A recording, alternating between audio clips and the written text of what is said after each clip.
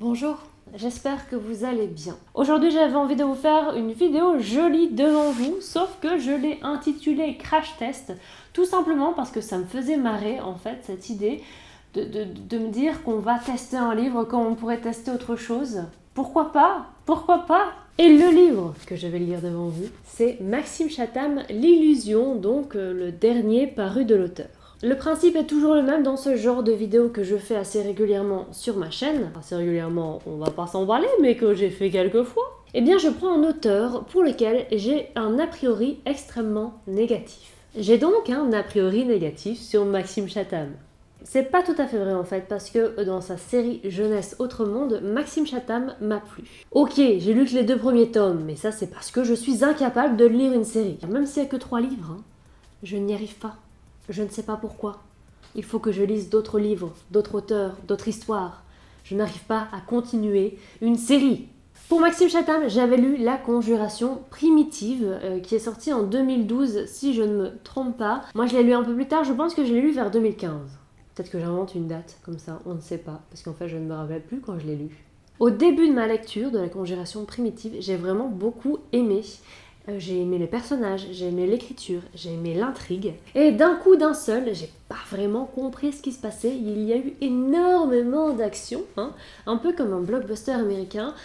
Et ça m'a un peu dégoûtée parce que c'est ce que je n'aime pas. Voilà, j'avais vraiment ce sentiment que l'action ne servait pas du tout le livre, ne servait pas du tout l'histoire, mais qu'il fallait mettre de l'action parce qu'il faut mettre de l'action, puisque l'action ça fait bouger, puisque c'est le principe de l'action. Dans ce livre, justement, L'Illusion, j'ai lu quelques avis des lecteurs de Maxime Chatham qui trouvaient que dans celui-ci, on perdait un peu le Maxime Chatham de d'habitude et que justement, il y avait moins d'action, c'était un peu plus lent. Et là, hop, il y a une petite cloche qui a sonné dans mon cerveau. Parfois, ça fait ça. Et là, je me suis dit, oh, c'est pour moi. Pas beaucoup d'action, de la lenteur. Moi j'aime. Vraiment, ça m'arrive souvent quand je lis les critiques des livres et que je vois que les gens se plaignent de la lenteur et du manque d'action. Directement, ça me donne envie. Mettons-nous d'abord dans les conditions d'une bonne lecture. Donc j'ai ma petite lumière qui est juste ici, puisqu'on est en hiver et qu'il n'y a pas de luminosité. Hop, la petite couverture qui est ici, qui va bien m'aider, qui va me réchauffer pendant cette lecture. C'est parti, c'est parti! Il est vrai que j'ai oublié de mentionner de quoi allait parler le livre. Eh bien, si j'ai tout compris, on est dans une station de ski où il n'y a pas beaucoup de monde. Est-ce que c'est possible? Oui, voilà, puisque on est en été, une station de ski pendant l'été, en général, il n'y a pas beaucoup de monde, ça tombe sous le sens. Et donc, on va suivre un homme, Hugo. Hugo, qui vient d'arriver dans cette station de ski, donc complètement déserte. Et il a un peu ce sentiment qu'on l'épie, qu'il est un peu hanté par quelque chose, on ne sait pas quoi. On va le découvrir dans cette lecture. J'avance tout doucement dans le livre, enfin très doucement, là on est à la page 30. C'était juste pour vous dire qu'en fait, si le jeune homme Hugo va dans cette station de ski en été, c'est parce qu'il a un travail saisonnier, qu'il a été pris, et que pendant 5 mois, il va rester dans cette station d'été. Juste voilà, pour la survie. Alors il y aura apparemment quelques autres saisonniers, mais il va quand même être bien seul. Donc déjà, on sent l'ambiance un peu glauque qui risque de s'installer. Sinon, pour l'écriture, elle ne me transcende pas pour l'instant. C'est-à-dire qu'on a description, dialogue, les sensations du personnage principal. C'est pas transcendant, mais c'est pas mauvais. Ça ne me dérange pas. Je trouve ça pas mal, ça va. Eh bien, on continue, c'est parti.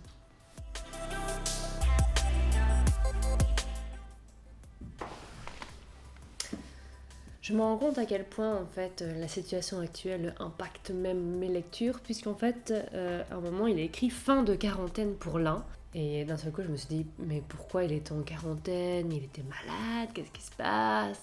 Non, c'est juste que, il est dans la fin de la quarantaine, quoi. Hein?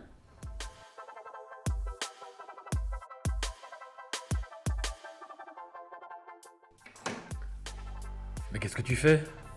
Je fais du sport. On est le lendemain et hier j'ai un peu avancé dans le livre, même si j'ai pas avancé autant que je le voulais. J'en suis à la page J'en suis à la page 148, très exactement. Je me suis spécialement arrêtée sur cette page parce que là, on arrive au moment où il y a un truc vraiment glauque qui se passe, une ambiance, quelque chose qui fait que là, on sait qu'on va vraiment rentrer dans le moment étrange du livre. Donc j'étais vraiment très excitée, je me suis dit je vais attendre de pouvoir refilmer pour pouvoir continuer la lecture, pour pouvoir vous partager mon excitation. Je ne sais pas pourquoi je suis autant emballée, mais apparemment ça m'emballe.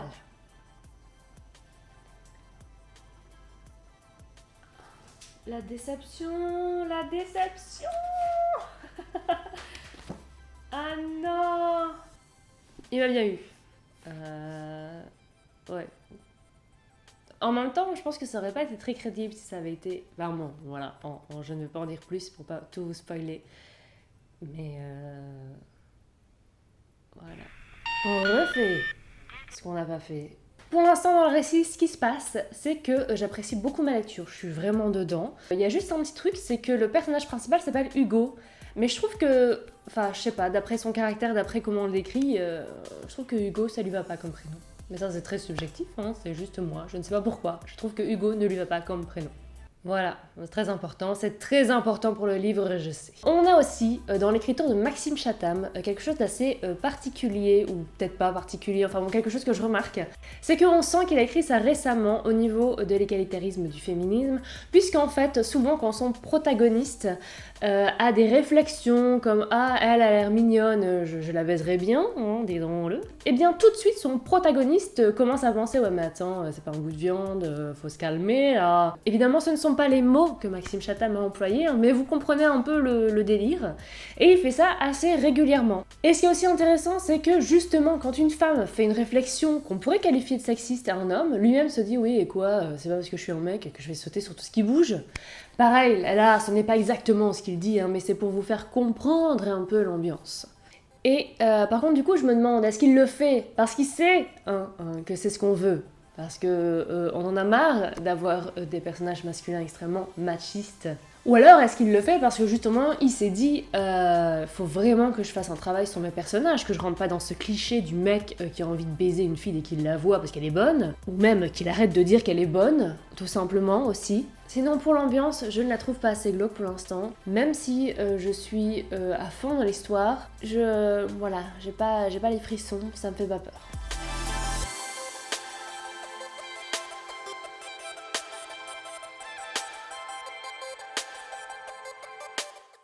Non. Non. What? Il se passe des trucs là-dedans, il se passe des trucs.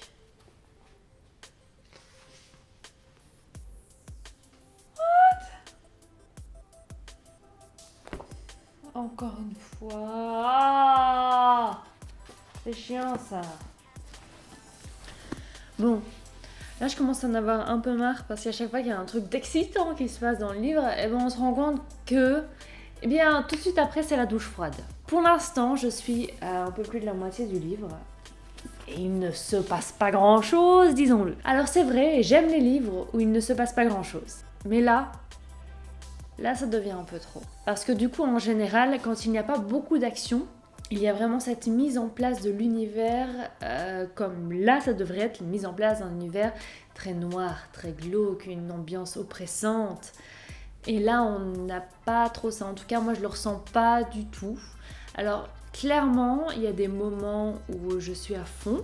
Et puis, vous voyez, comme là, c'est un peu la douche froide. Et donc, pour l'instant, je reste perplexe. J'attends vraiment la fin du livre pour savoir ce qui va se passer.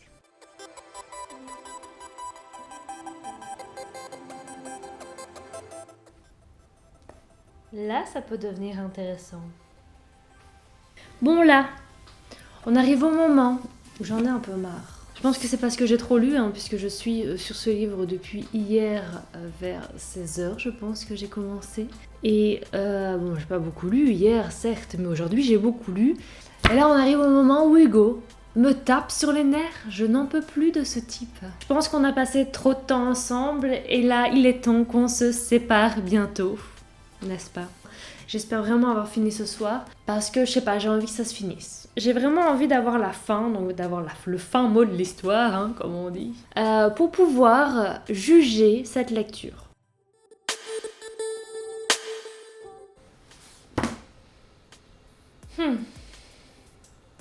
Donc ouais, je vais devoir attendre un petit peu avant de vous donner mon avis. En tout cas, ce que je peux dire, c'est que... Allez, quand on était vraiment à la fin, à chaque fois je me dis non mais c'est ça qui va se passer, c'est ça qui va arriver, forcément. Et j'attendais quelque chose et j'étais persuadée que ça allait arriver comme je pensais. Et en fait non, c'est pas ça, c'est... Ouais, il faut encore que j'y repense. Je vous donnerai mon avis dans quelques jours. Ça y est, on est quelques jours plus tard, j'ai eu le temps de réfléchir et le verdict est quand même assez mitigé. Le point positif, c'est que je n'ai pas retrouvé le Maxime Chatham que je n'aimais pas dans la Conjuration primitive, si je me trompe pas dans le titre. Puisque là, on n'est pas du tout dans l'action, on n'est pas dans le blockbuster, on est dans un roman qui prend son temps, qui va nous détailler la scène pour qu'on essaie de rentrer dans cette ambiance. Bon, le problème c'est que moi je ne suis pas du tout rentrée dans cette ambiance, hein, je n'ai pas eu peur, je n'ai pas trouvé ça glauque. C'est vrai qu'il n'y a pas beaucoup d'action, hein, comparé au seul livre que j'ai lu de Maxime Chatham avant celui-ci. Et ça, du coup, c'est un problème. Parce que comme je ne suis jamais contente, il ne faut pas beaucoup d'action, mais il ne faut pas non plus pas du tout d'action. Donc en fait, le problème, c'est pas vraiment qu'il n'y a pas beaucoup d'action, c'est que l'action n'est remplacée par rien d'autre. Après, retournons sur une note positive, c'est que Maxime Chatham sait clairement créer du suspense. C'est-à-dire que vous allez avoir du mal à arrêter un chapitre parce que voilà, il y a toujours un peu le suspense qui est créé à la fin, qui fait qu'on a envie de lire le chapitre suivant parce qu'on ne peut pas rester là sans savoir.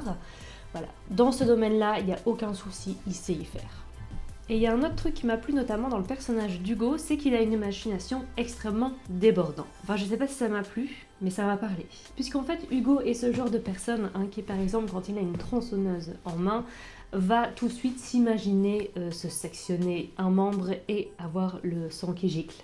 C'est un petit peu de temps en temps ce que je ressens aussi. Par exemple, il m'arrive très souvent, en traversant une route ou en voyant quelqu'un traverser, imaginez un camion, non pas une voiture, un camion. Dans lequel soit je me prends dedans, genre le camion fonce sur ma gueule et je suis complètement défractée. Soit imaginez que la personne devant moi se prend un camion dans la gueule. Ça m'arrive quand même assez souvent. C'est vrai que c'est un peu particulier. À un moment je me suis dit peut-être que tout le monde imagine ça, mais en fait non, je ne pense pas. Je pense que je suis peut-être l'une des seules à faire ça. Enfin, avec Hugo, du coup maintenant. Hugo est là pour me rassurer, même si c'est un personnage de roman. Je sais pas si vous aussi ça vous le fait, avoir cette imagination débordante, mais l'imagination débordante plus dans le style où forcément il va y avoir un truc de très mauvais qui arrive, voire de mortel, quoi pas. Après on s'étonne que j'ai peur de conduire, mais évidemment, quand j'imagine un accident à chaque fois que je fais un pas dans la rue, comment voulez-vous que je me mette derrière un volant ?